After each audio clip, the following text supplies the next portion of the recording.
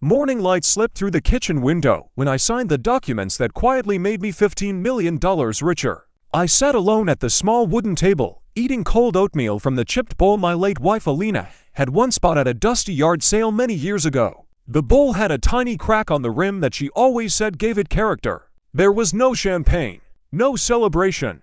I didn't call anyone. I simply sat there in silence, a 71-year-old man watching the sun climb slowly over the garden behind my house.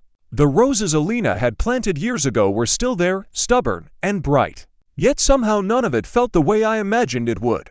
Because that morning quiet, ordinary, peaceful was the beginning of something I never saw coming. And it all started with a phone call from the one man I believed I could trust with my life. My name is Gerald Harmon. For nearly 4 decades I built a company called Harmon Precision.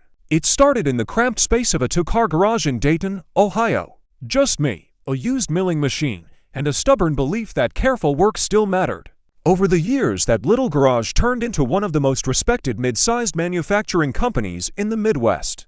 We built highly specialized aerospace components, tiny pieces of metal so intricate that even the smallest imperfection could cause disaster. In my world, mistakes weren't just expensive. They could be catastrophic 30,000 feet in the air. So perfection wasn't optional. It was survival. I poured everything I had into that company, my back, my weekends, my sleep, even my hairline. But 3 months after my wife Alina died from pancreatic cancer, the factory became the only place that felt remotely normal. The quiet house was unbearable. The machines at the plant were easier to understand than grief. Work was the only language I still knew how to speak. When Meridian Aerospace Group approached me with an acquisition offer the previous autumn, I wasn't surprised. I had quietly been preparing for retirement for several years. The offer was fair, clean, $15 million for the entire company assets, intellectual property, and client contracts. My financial advisor told me it was the right time, and I trusted the man who handled the legal side of the deal more than anyone. His name was Douglas Pratt. Douglas had been my attorney for over 2 decades. He was a silver-haired man with calm eyes and the kind of steady voice that made problems feel smaller just by speaking about them. We had been through everything together: lawsuits, tax disputes, supplier conflicts, estate matters. Through every storm, Douglas had stood beside me like a lighthouse. I trusted him without hesitation, which is why the phone call he made 3 days before the final signing left me sitting in stunned silence. His voice was lower than usual. "Gerald," he said slowly, "I need to ask you something, and I need you to listen before you answer." I leaned back in my chair. "All right," I told him. He hesitated, longer than I had ever heard him pause. "When the sale becomes public," he said quietly, "I need you to tell people the company was failing." I frowned. He continued, "I need you to say you sold it because you were nearly bankrupt." For several seconds I didn't respond. The words simply hung in the air between us. "Douglas," I finally said, "what are you talking about?" He exhaled heavily. "I know how it sounds," he said, "but I'm asking you as a friend, please do this one thing for me." I asked him why. He didn't answer. He only said the situation was complicated and that he would explain everything soon. For now, he just needed my word. When I pressed him harder, his voice cracked. I had known Douglas Pratt for more than 20 years, and I had never heard that man sound afraid. Not once.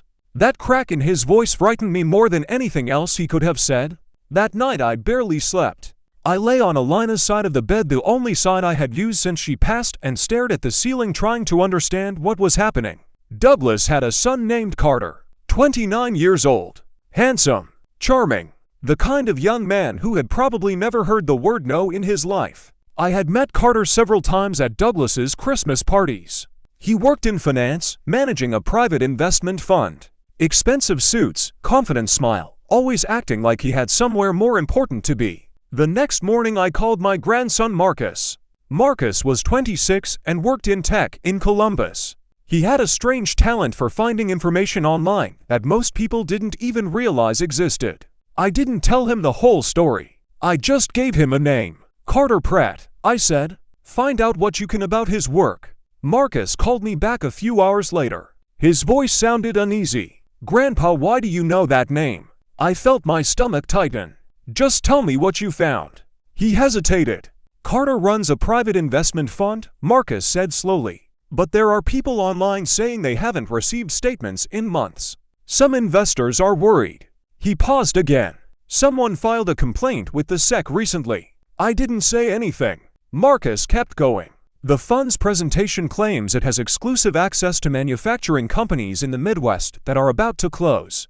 My hand slowly lowered the phone onto the kitchen table. Suddenly everything made sense. Carter had been using his father's connections, using my name, using my company. He had been telling investors that Harman Precision was collapsing, an opportunity for them to buy in before a cheap acquisition. But if the truth came out that I had sold the company successfully for millions, his story would collapse overnight. Investors would ask questions. Regulators would start pulling threads. Douglas wasn't asking me to save his son from embarrassment. He was asking me to help hide a potential financial fraud. The next morning I drove to Douglas's office without calling. His assistant tried to stop me, but I walked past her. Douglas was sitting behind his desk when I entered. The moment he looked up, I saw it. The exhaustion in his eyes. The quiet resignation of a man who already knew the truth was coming. I know, I said. I remained standing. I know about Carter's fund. The investors. The complaint. Douglas closed his eyes slowly. How long? I asked. 6 weeks, he whispered. He told me Carter had confessed everything. He had asked his father to help fix the situation. Douglas had refused. But he still hoped there was a way to protect his son. He's my son, Gerald, Douglas said quietly. I nodded. I understand that. And I truly did. Because loving your children can make even the wisest person do foolish things. But what he asked me to do was something else entirely. You asked me to help cover a lie, I said. A lie that could destroy everything I built. Douglas said nothing. There was nothing left to say. I will complete the sale, I told him. But I will not help hide this. I picked up my coat and walked toward the door. What happens next, I said, is between you, your son, and your conscience. The deal closed a few days later exactly as planned. $15 million. A new attorney handled the final paperwork flawlessly. Several weeks later I heard through mutual contacts that Carter Pratt had hired a criminal defense lawyer. The investigation had officially begun. Douglas quietly resigned from his legal practice and began cooperating with authorities. I didn't feel victorious. There is nothing satisfying about watching a man you respected for decades collapse under the weight of his own love for his child. These days I still sit at the same kitchen table most mornings.